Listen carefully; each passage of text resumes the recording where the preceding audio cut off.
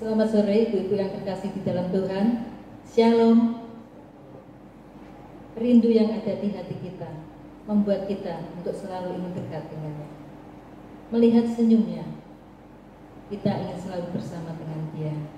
Melihat senyumnya, ada rasa sukacita di hati kita. Biarlah hadirat Tuhan pada sore hari ini di dalam persekutuan kita turun atas kita semua, karena hadirat Tuhan membawa kesembuhan. Kita awali ibadah ini dengan menaikkan pujian. Hadirat-Mu membawa kesembuhan.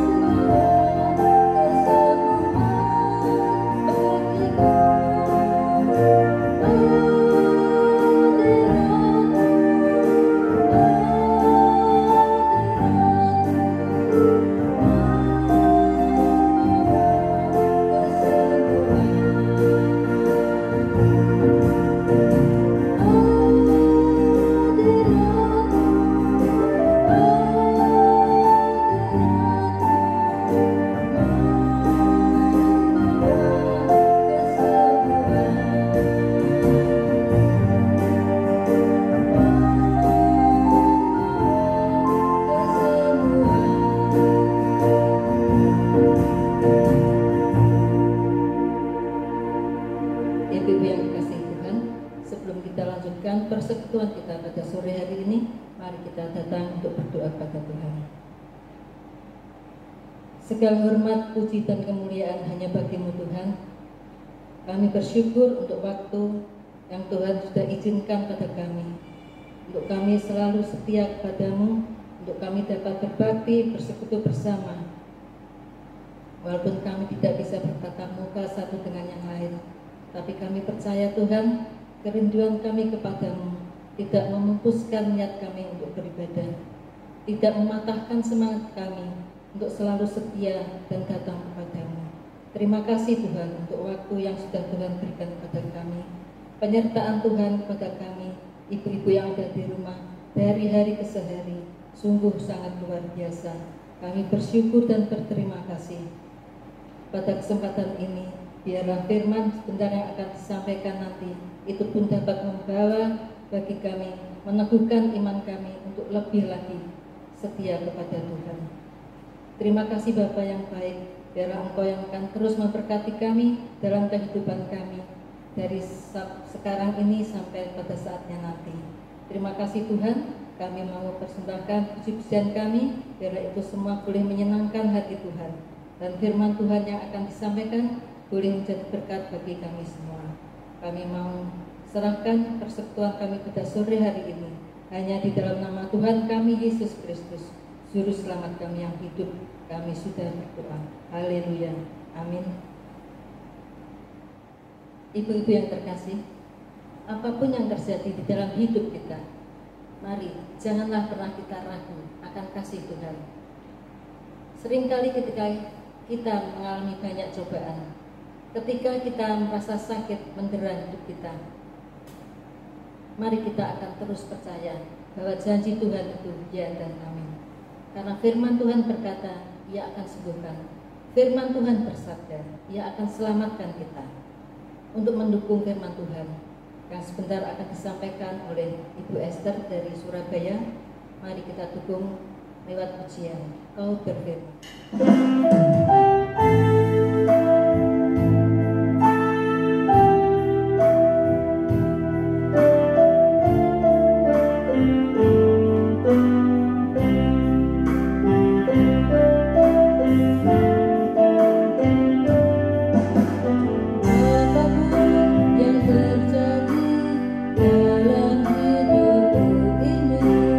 Tak pernah meragukan kasih-Mu.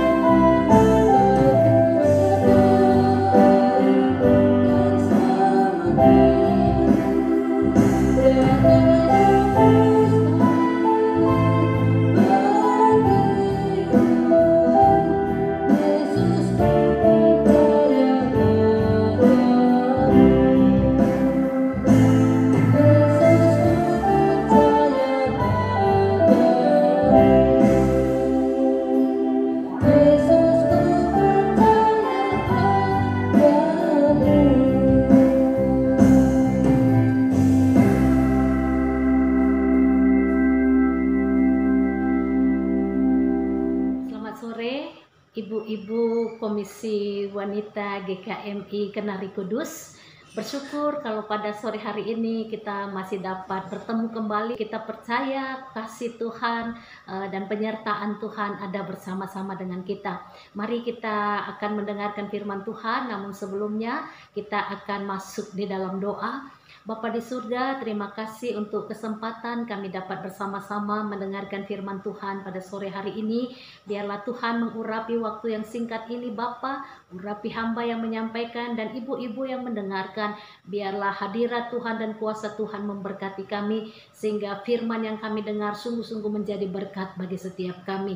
Terpuji namamu Bapa, dalam nama Tuhan Yesus kami berdoa mengucap syukur, haleluya, amin. Ibu-ibu, firman Tuhan yang akan kita renungkan bersama-sama terambil dari Markus pasal yang kedua, ayat yang pertama sampai ayat ketiga. Nanti kita sambung ayat yang 10 sampai ayat 12.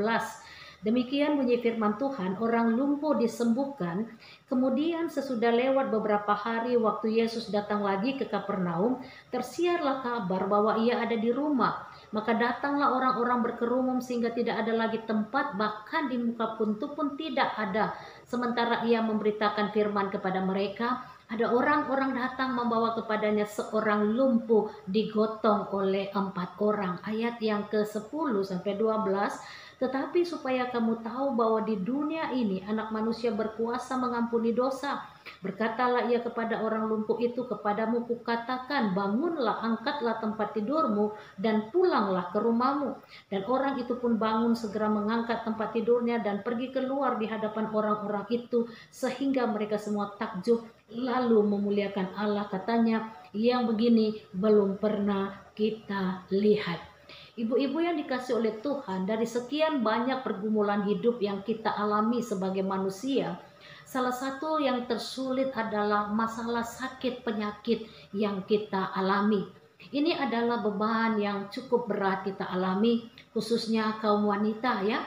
Menurut survei dikatakan wanita adalah kaum atau makhluk yang lemah, yang lebih mudah terserang sakit penyakit. Saya tidak tahu apakah kebenaran ini ada hubungannya dengan kutuk yang ditanggung wanita pertama saat jatuh di dalam dosa. Di dalam Kejadian 3 ayat yang ke-16 di sana dikatakan bahwa engkau akan bersusah payah melahirkan, engkau akan mengalami sakit. Itulah kenyataan yang harus berani kita terima ibu-ibu, bahwa sakit penyakit itu adalah bagian dari kehidupan yang harus kita alami. Tetapi saya katakan itu tidak berarti kita menjadi putus asa, kecewa, bahkan kehilangan semangat hidup ibu-ibu. Tidak. Karena walaupun sakit penyakit itu ada, tetapi juga Tuhan adalah penyembuh sejati bagi kita saat kita mengalami saat sakit penyakit. Saat kita tidak berdaya, saat kita tidak mampu lagi berbuat apa-apa, maka kita punya Tuhan yang siap untuk menolong dan menyembuhkan kita. Itulah yang kita lihat pada bacaan kita tadi. Di sana dikatakan di ayat yang ketiga, di mana pada saat itu Yesus melihat ada seorang yang penyakit lumpuh ibu-ibu. Dan Yesus tahu keinginan dan kebutuhan orang itu, pastilah dia ingin sembuh. Itulah sebabnya di ayat yang ke-11 Yesus berkata, bangunlah, angkatlah tilammu. Dan di ayat yang ke-12 terjadilah mukjizat, dikatakan dia bangkit dan dia bisa berjalan. Tapi ibu-ibu, apa yang dialami oleh orang lumpuh itu tidak terjadi begitu saja. Tetapi di sini diperlukan satu tindakan iman. Tindakan iman yang mendatangkan kesembuhan dari Yesus. Perhatikan di ayat yang ke-11. Di sana dikatakan, kepadamu kukatakan. Di sini diperlukan iman untuk percaya kepada apa yang dikatakan oleh Yesus. Kenapa? Karena saya katakan secara manusia bisa saja orang lumpuh ini berpikir, aku tidak akan mungkin melakukan apa yang dikatakan oleh Yesus. Berdiri dan berjalanlah, tidak mungkin. Karena apa? Karena dia belum mengalami kesembuhan ibu-ibu. Karena dia belum dijamah oleh Yesus. Dia belum mengalami pemulihan. Bisa saja dia khawatir, dia bisa saja berpikir kalau aku berdiri aku bisa jatuh Bapak Ibu. Tetapi disinilah kita lihat ada tindakan iman yang dilakukan oleh orang lumpuh ini. Dikatakan belum, walau dia belum sembuh, tetapi dia percaya pada apa yang dikatakan oleh Yesus. Dia berdiri, dia mengangkat kasurnya, dan kita lihat di ayat yang ke-12, maka ada mukjizat yang terjadi. Ibu-ibu, inilah yang perlu kita miliki terlebih dahulu. Iman, yaitu percaya kepada apa yang dikatakan oleh Yesus dan kita melakukan. Karena saya katakan, bagi Tuhan untuk menyembuhkan kita dari sakit penyakit itu sangat mudah Bapak Ibu. Tetapi menyembuhkan penyakit rohani kita itu harus ada datang dari dalam diri kita sendiri. Apa itu penyakit rohani? Tidak percaya, tidak taat, takut, khawatir, tidak setia, dendam, dan lain-lain. Inilah penyakit rohani yang perlu kita bereskan terlebih dahulu di hadapan Tuhan. Dan inilah yang menjadi target Kristus Bapak Ibu. Kesembuhan rohani kita. Karena kalau kita sehat secara rohani, saya katakan, maka kesehatan jasmani itu juga akan mengikuti. Ada seorang ibu yang bercerita, dia selalu mengalami sakit di dalam tubuhnya, sakit kepala, sakit lutut, sakit pinggang, semuanya. Dan dia berkata dia sudah berulang-ulang kali pergi ke dokter, bahkan dia sampai ke luar negeri, tetapi dia tidak pernah mengalami kesembuhan. Hingga pada suatu hari dia pergi ke seorang dokter, yang ternyata dokter itu juga adalah seorang hamba Tuhan, ibu-ibu. Kemudian dia sharing, dia ceritakan. Dan dokter ini menemukan satu yang menjadi kunci kenapa ibu ini tidak mengalami kesembuhan. Dan dikorek apa yang ada di hati ibu, ternyata dia dendam kepada menantunya. Dan dokter ini berkata, ibu harus melepaskan pengampunan. Kalau ibu tidak lepaskan pengampunan, ibu tidak akan pernah sembuh. Dan benar ibu-ibu yang dikasih oleh Tuhan, ketika dia berkata, aku minta ampun Tuhan, aku mengampuni menantuku, aku tidak lagi mengalami sakit hati. Oh Bapak, ibu-ibu yang dikasih oleh Tuhan, dia berkata saat itu dia merasakan kelepasan dari tubuhnya, dia merasakan kuat, dia merasakan sesuatu yang luar biasa. Bukankah firman Tuhan berkata, hati gembira adalah obat. Ibu-ibu, kita semua pasti ingin sehat. Tuhan tahu itu, dan juga Tuhan tahu dan Tuhan mau menyembuhkan kita.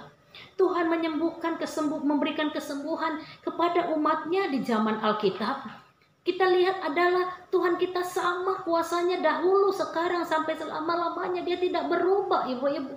Melalui pengorbanannya di kayu salib, segala kutuk dosa telah dia patahkan.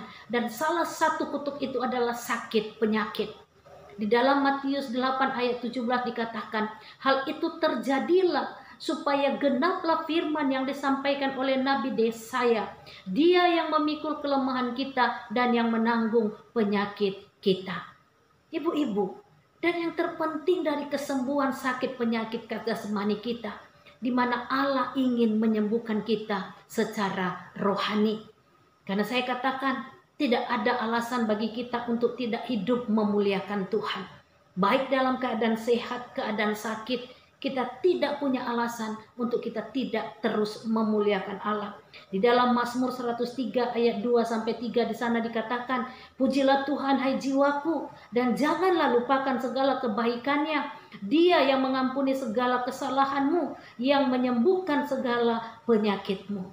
Ibu-ibu yang dikasih oleh Tuhan, bagi ibu-ibu yang mungkin sekarang sedang terbaring sakit di tempat tidur, tidak berdaya, dan juga mulai mengeluh berkata, Tuhan kenapa aku tidak sembuh-sembuh? Dikatakan oleh firman Tuhan, Tuhan kita adalah penyembuh kita yang sejati.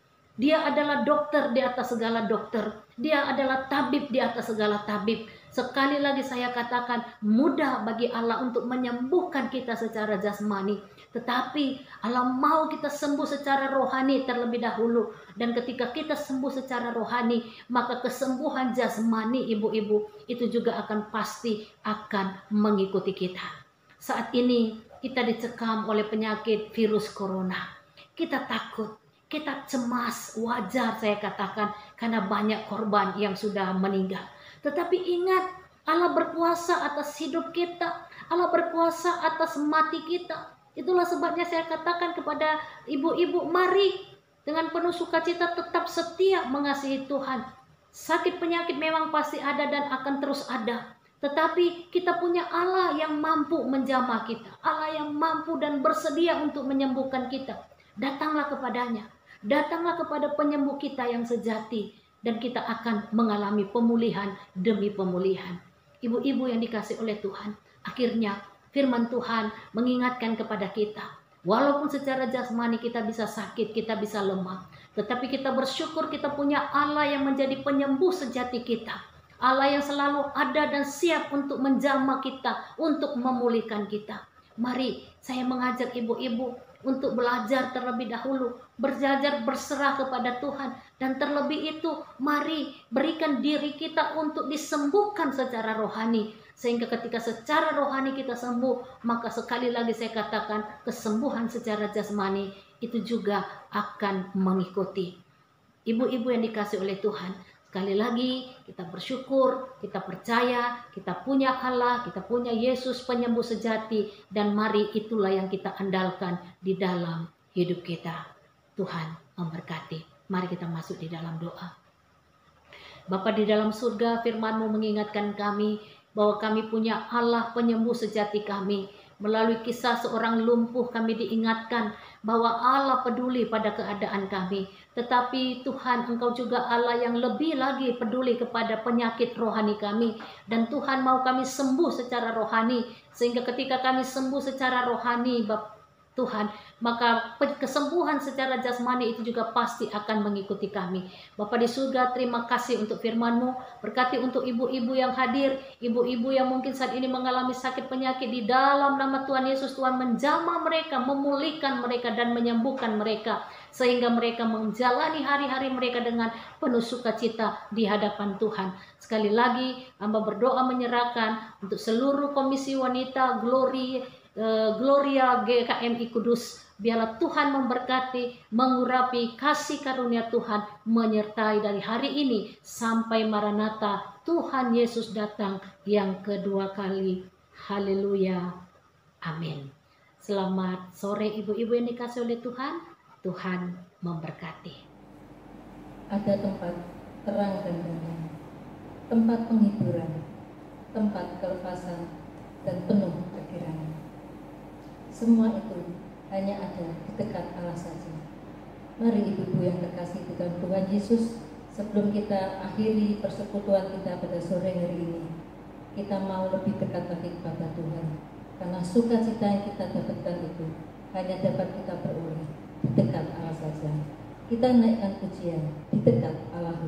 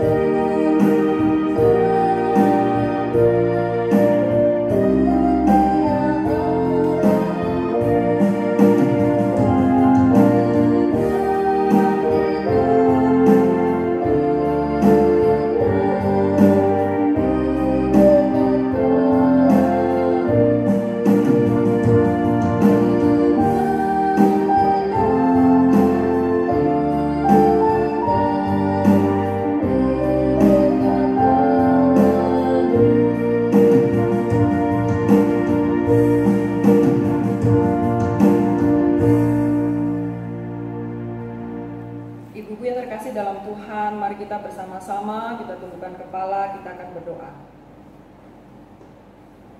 Bapa di surga, kami bersyukur Tuhan, sore hari ini kami boleh datang di hadapan Tuhan. Kami boleh memuji Tuhan, mempermuliakan nama Tuhan. Kami juga boleh mendengarkan kebenaran firman Tuhan. Kami sangat bersyukur firman-Mu boleh menguatkan hati kami, untuk kami boleh menjalani hari-hari kami. Terima kasih Tuhan Yesus, kami bersyukur untuk semua ini. Anugerah-Mu yang sungguh nyata dalam kehidupan kami. Terima kasih Bapa di surga, kami juga mau menaikkan kerinduan hati setiap kami kepada Tuhan. Di dalam kondisi hari-hari saat ini Tuhan, kami mau belajar untuk bertekun di hadapan Tuhan. Kami mau belajar untuk tetap bersandar kepada Tuhan. Ketika kami mengingat dunia ini, bumi ini sedang dilanda pandemi ini Tuhan, ajarkan kami Tuhan Yesus untuk kami tetap bersandar kepada Tuhan, apapun keadaan kami, apapun yang kami alami.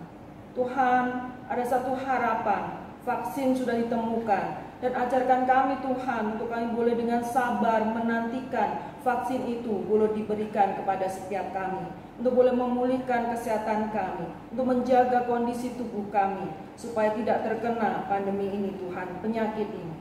Tuhan Yesus tolong kami, ajarkan kami ketika kami menantikan vaksin itu diberikan kepada kami, masuk ke dalam tubuh kami, menguatkan tubuh kami. Ajarkan kami juga untuk kami tetap sabar, menjaga kesehatan kami, protokol kesehatan kami lakukan dengan baik. Terima kasih Tuhan Yesus, kami berdoa untuk para dokter, tim medis, di mana mereka berjuang, mereka boleh Tuhan pakai untuk menyembuhkan sahabat-sahabat kami yang dalam kondisi sakit. Berikan mereka juga kesehatan, kekuatan Tuhan.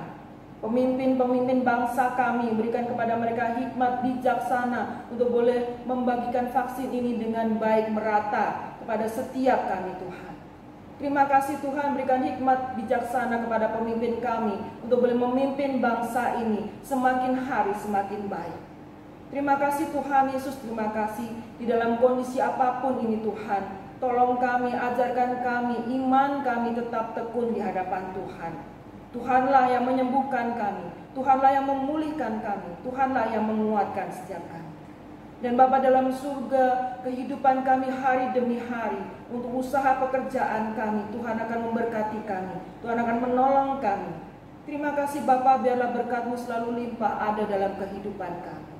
Terima kasih Tuhan Yesus, terima kasih kami menyerahkan kehidupan kami pribadi lepas pribadi dengan semua pergumulan kami, semua kerinduan hati kami, anak-anak kami, cucu-cucu kami, saudara-saudara kami yang lainnya, saudara-saudara seiman kami. Biarlah mereka boleh ada tetap di dalam pemeliharaan Tuhan. Terima kasih Tuhan Yesus, kami serahkan kehidupan kami seutuhnya dengan semua kerinduan hati kami ini ke dalam tangan Tuhan. Kami yakin percaya Engkau akan memberikan yang terbaik buat setiap kami. Terima kasih Tuhan Yesus, terima kasih, ajarkan kami untuk mengandalkan Engkau dalam sepanjang kehidupan kami. Mari ibu-ibu yang kasih dalam Tuhan, kita mau arahkan hati kita kepada Tuhan dan kita mau terima berkat daripada Tuhan. Kiranya kasih karunia, damai sejahtera, pemeliharaan Allah yang sempurna ada bersama-sama dengan kita, mulai dari sekarang sampai selama-lamanya. Amin. Bapa, terima kasih.